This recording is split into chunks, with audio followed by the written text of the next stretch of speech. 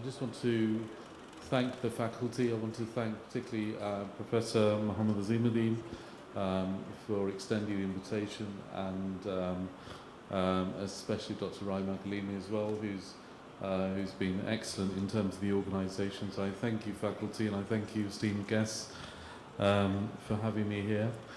I think one of the things that I wanted to talk about was the kind of findings that you would find for a general radiologist that is not a cardiac dedicated radiologist, and these are the sort of cases that I'll be just depicting on the talk. So let's just go forward. So I have no disclosure. So the aim, as we said, is we're going to go through sort of cardiac findings on a CT, identify them, put them into some sort of perspective, interpret, and further management. So we're going to go through cases, and each case will be a cine loop of a CT, and I hope this is going to be as interactive as I want it to be. So I'm not sure how to play this. Can I play it from here?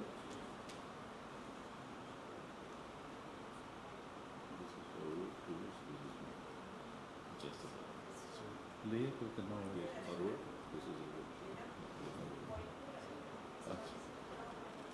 Or plays with the noise.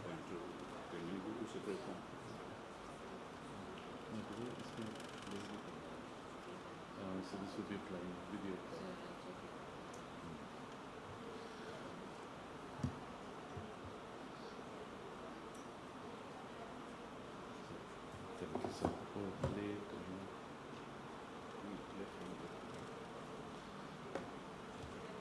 Please.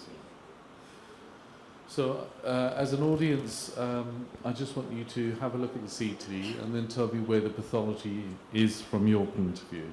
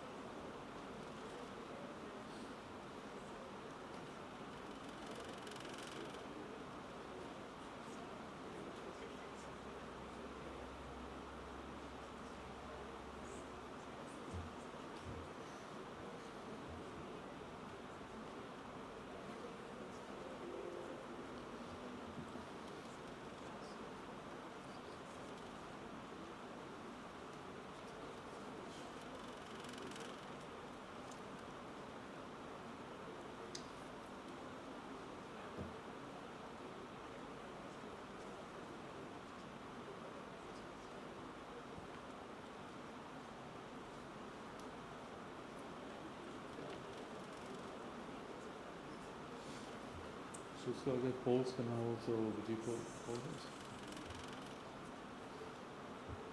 Okay. So just play. मैं आपको बताऊंगा जब pause करना. So if you just play the video.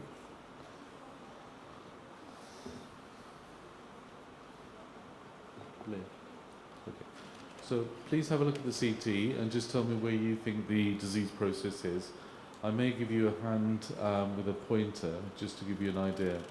But no clinical history. These are incidental findings that you can pick up on a CT.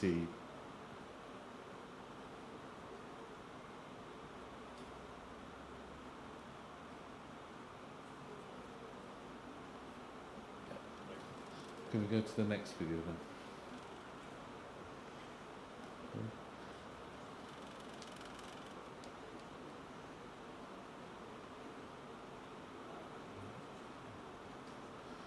Okay, so has anybody spotted anything there at all? Concentrate on this region here again. So can you just do this, run through that again? Okay, well the answers come up now.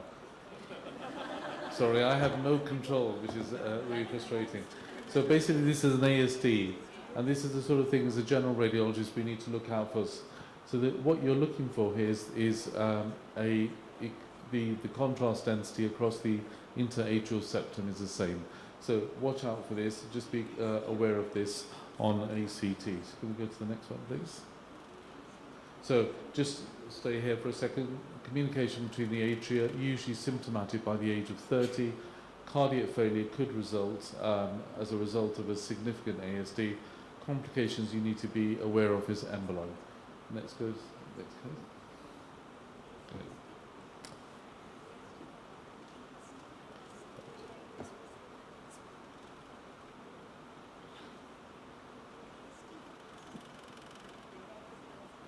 So have a look at this one. This is again another CT chest. Routine reporting. So this has come from our cardiothoracic centre.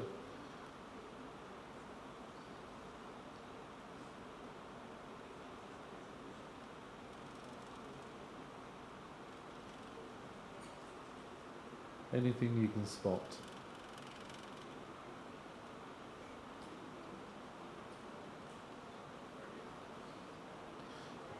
Anybody seen anything there? So can we go back?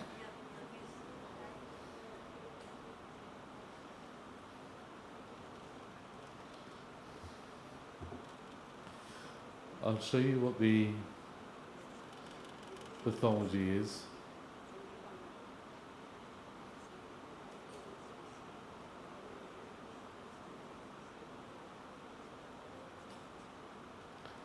Has anybody seen anything here? Yeah, so move next slide please. Yeah, so this was a left atrial appendage thrombus, okay, and this is crucial, so we can go back to that. If any of those who haven't seen it, we can show you again. But it's an important finding which can result in serious cardiovascular embolic phenomena and death. Main cause is obviously MI related or AF related, but did everybody spot that left atrial appendage thrombus? Okay, next one then. Phase 3. Right, so anything going on here that you can see? Yeah, so this is a VSD that you look for, interventricular septum, but obviously there's a discontinuity and you look for a contrast boundary between the two ventricles, okay? Communication between the ventricles, and again the size of the VSD is crucial, and that gives you some idea of how symptomatic the patient is going to be. Case 4.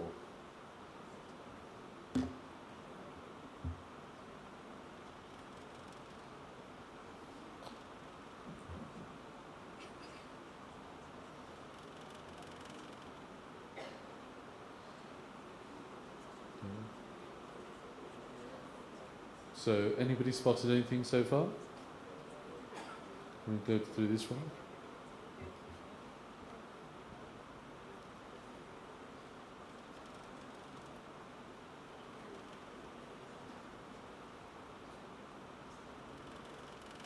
So, significant calcification of the aorta. Anything else that you've seen at all? No? So, let's go on to the next video. Play this one.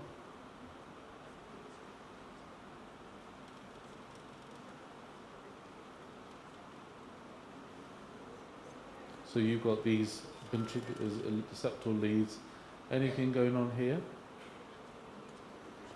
So look at the left ventricle, look at the amount of fluid you've got here. Is this an acute or a subacute event? This is an acute event, correct? So you've got significant pleural effusions from both sides, more evident on this side. Have a look at the left ventricle. Let's go back on. Anything you're spotting here?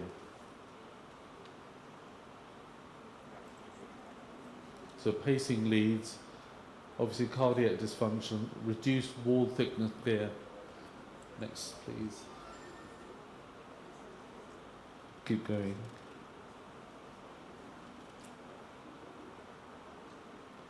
So what do you think this is? Did you see that filling defect there as well? Let's go through that run again. So this is normal ventricular thickness thinned here, and you see a thrombus here. Next slide. So that was left ventricular aneurysm. You can see that focal area of thickness, dyskinetic dilated area of the left ventricle, the broad neck, and some of these patients develop a thrombus, which you'd seen as well.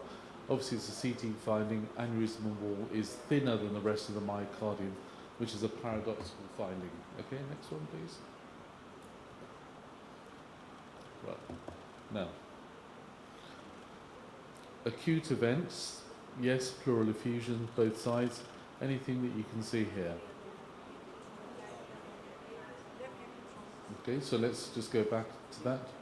Can you just go back?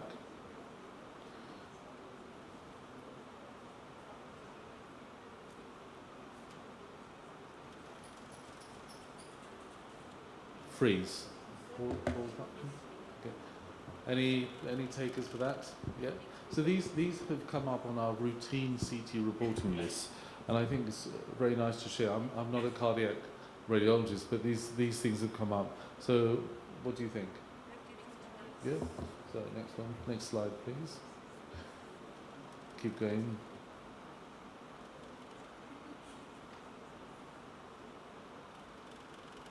And you can see that here very beautifully, can't you? So how many of these are malignant? Very few. Let's go into this one. So this is a rare tumour, it's a rare cancer, it's the most common primary cardiac tumour. Location's obviously left atrium in 75% of cases, and it does show a heterogeneity of attenuation and can be pedunculated at times. The next one, please. Okay, so go through this one. Has anybody spotted anything there? Have a look. Okay, next one. So that was another example of a left atrium. That was another example of a cardiac tumour.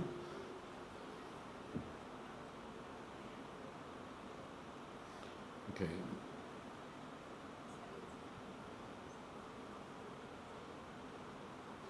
So what do you think of this CT study here?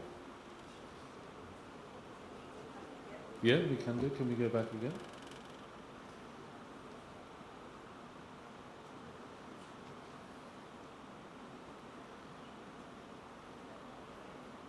Anything you're spotting at all?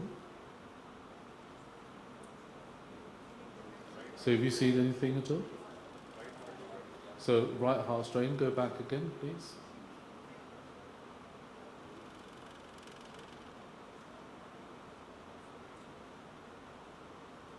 So left atrium is of normal size.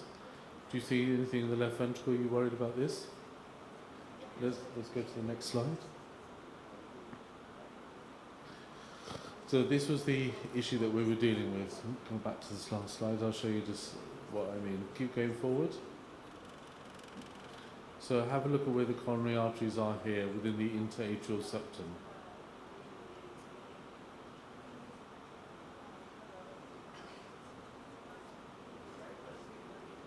Here.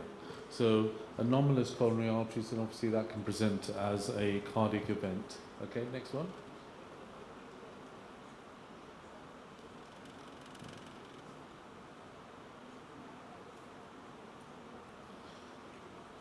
Have a look at this region here. Do you see anything here? This is contiguous with another vessel that you can see more anteriorly. So this is the left anterior descending artery, and this is a focal area of calcification and thrombus formation of the LAD. Again, rare finding, but this is a post-MI chronic remodeling after several months.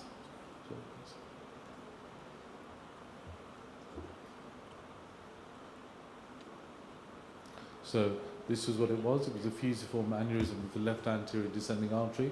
It's a morphological remodeling of the left anterior descending, usually fatal in 50% of patients, and seen post-MI. Okay, next one, please. Right. Go back. Okay. So here you can see a division of the visceral and parietal pericardium very nicely. You see this large pericardial effusion.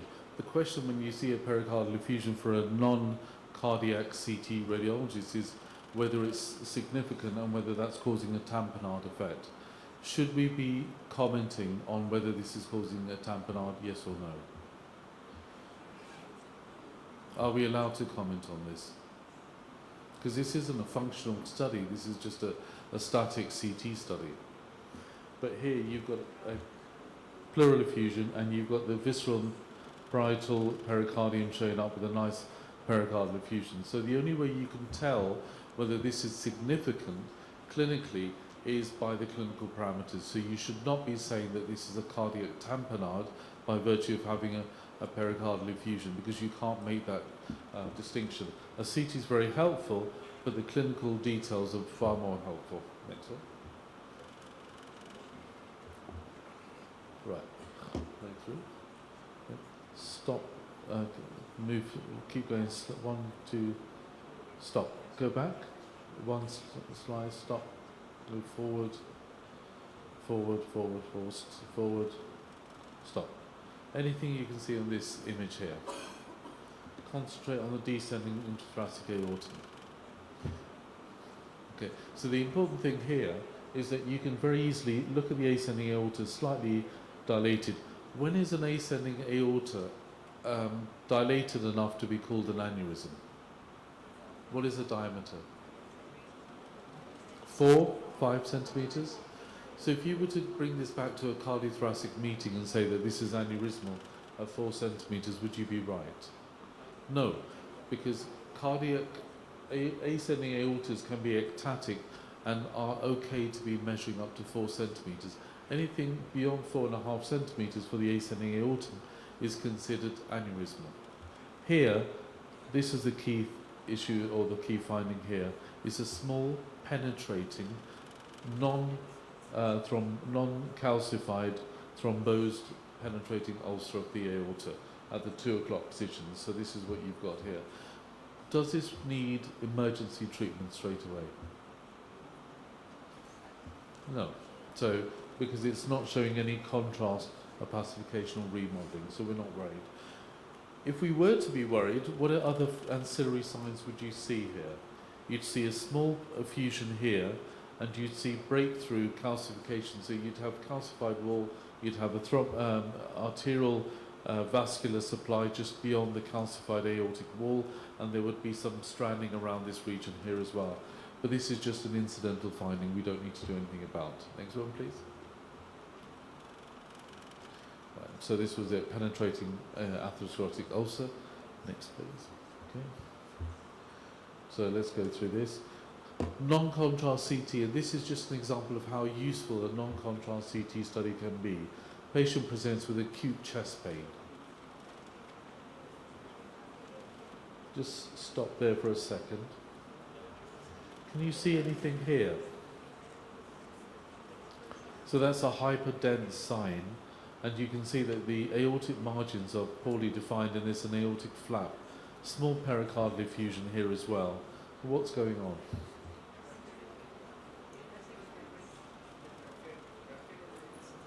Exactly. So this is let's go on to the next slide, please. So this is an intramural hematoma, best seen on a non-contrast CT, and part of the Stanford classification is obviously a Stanford early aortic dissection. Next one.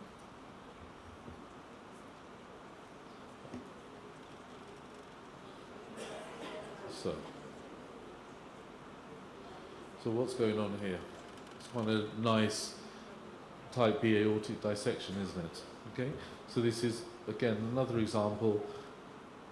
Is the false lumen bigger than the true lumen, or the other way round? False is bigger, exactly. The false tends to be more pressurized and tends to be bigger than the true lumen.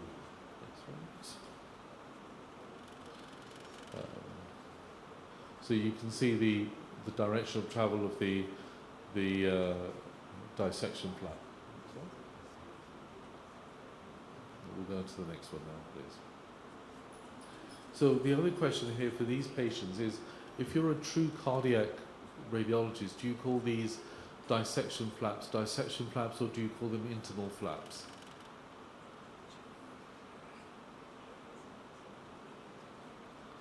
Prof, what would you call them? Would you call them internal or a dissection flap? And if it was in the abdominal aorta, would you call it a dissection or an internal flap? Terminology. So we would usually call this an internal flap rather than a dissection flap. Okay, next one. So that was a dissection of the thoracic aorta. Let's go on. Can you just go back one? Now, this is a single image, non-contrast CT, obviously. Here, what can you see? You can see calcification of the thoracic aorta. Is there anything wrong with this image at all? Exactly. So one of the features for those students and registrars here and the residents is that you've got soft tissue outside the line of the calcified wall. And that in itself is a very worrying sign, and that's a pre-rupture state. Okay? Next one, please. Okay, this way. Now, this came through as a routine finding on a CT. So stop there. Let's hold fire there. So any takers? This is a descending intrathoracic aorta, correct? What is this? Coarctation. Could be coarctation. But is something coming off this? Let's go run through it. So would you, how many of you would say this is an ascending aortic aneurysm? This is actually a sinus of Valsalva aneurysm. Nice case. Okay. And usually around 4 centimeters, but it has direct continuity at the level of the aortic root. Okay. And you can see this on the sagittal. We can run through this if you'd like, but just go through. So giant sinus of Valsalva aneurysm. Okay. So it's an abnormal dilation of the sinuses, and it has to be distinguished from the aortic aneurysm. Okay, next one. So have a look at this, okay, and I'll stop there. Okay. Now have a look at this one.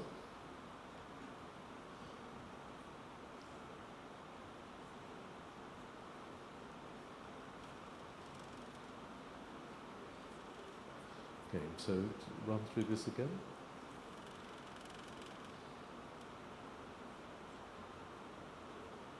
Okay, so anything. So small pleural effusions. You've got some evidence of gas here. Okay, so there's a fractured thoracic cage. Acute history. Stop there. Go back. And you can see some blood here in the pericardial space. This is what? Come back. It's a seatbelt injury, and it's an aortic transection. Just in the, do you see here within the aortic? This is running through. Okay, next one.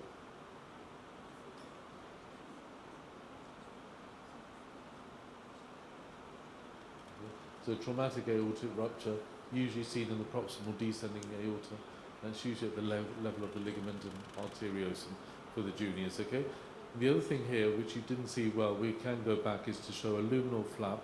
You have an abnormal contour of the aorta, and you lose the fat planes within the mediastinum. Run through.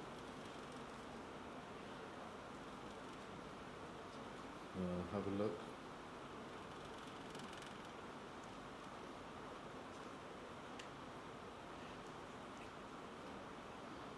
Anybody spotted anything so far?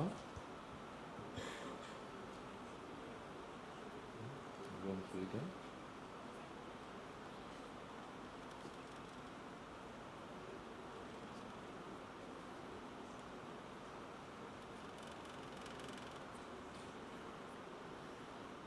Let's go to the next slide, please.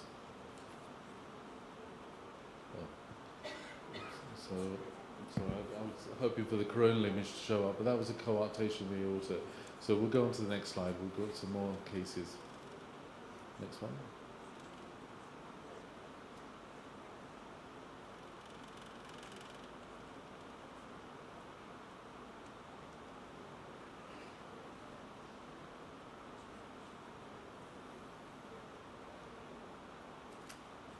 Anything you've spotted here so far? Look on the left side. Let's go through here.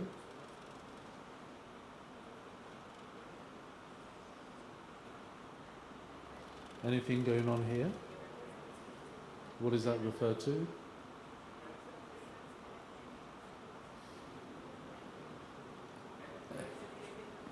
So let's Go to the next one.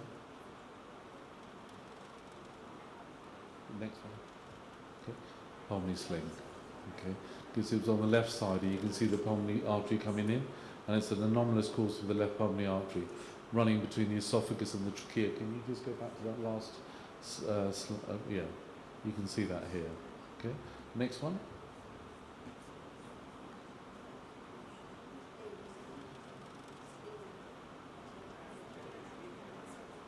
So this patient presented with, although he was about 60, 65, he presented with pulsatile esophagitis. So what is this called? It's an aberrant right subclavian, isn't it? So what's the other term for this? Yeah, okay. I'd say yes, because I think that's what you're all saying, is that arterial dysuria? Okay, good. And it's actually one of the conditions our cardiothoracic surgeons operate on and do carotid to subclavian bypasses on this. Next one, please.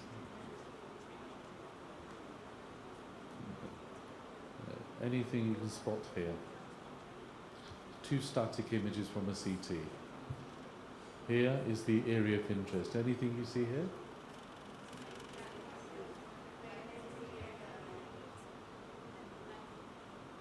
So I'll give you some. This is the area of interest. Is this a tumor or is this fat? What is this?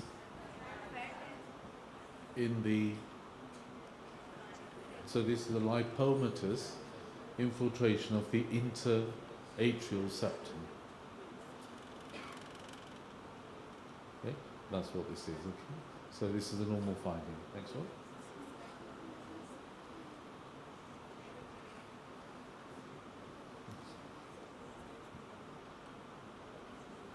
Stop there. Anything you can see on this one?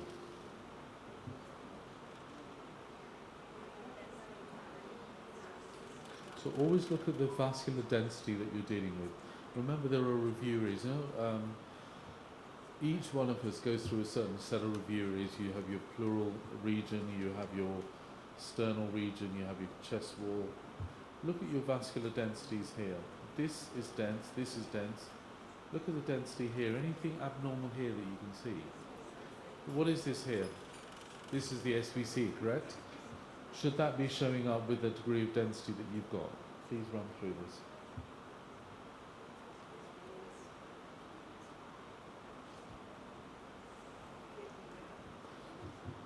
So is this anomalous pulmonary venous drainage? Yes, it is. Let's go into this. So this was partial anomalous pulmonary venous drainage into the SVC, and that's what it was. Yeah, please, can we just see?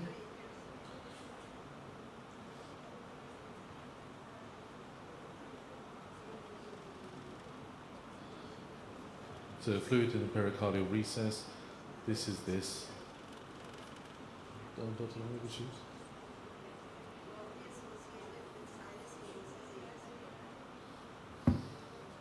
Exactly. But we didn't see that. Yeah, we didn't have this on this case.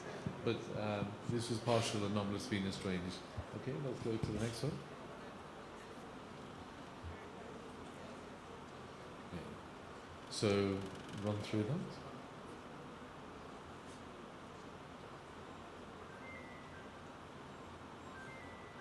So concentrate on this region here. Now run through the coronal sequences. Again, this patient presented with a completely incidental finding on a routine CT scan.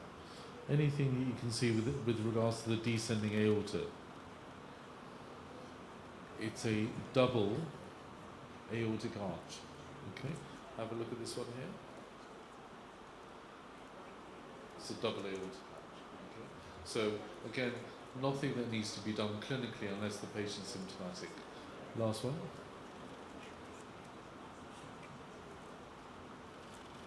Stop there.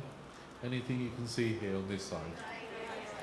Okay, all right. So yeah, how often do you have a right-sided aortic arch associated with complete situs inversus and dextrocardia? Is it always in isolation or associated with dextrocardia?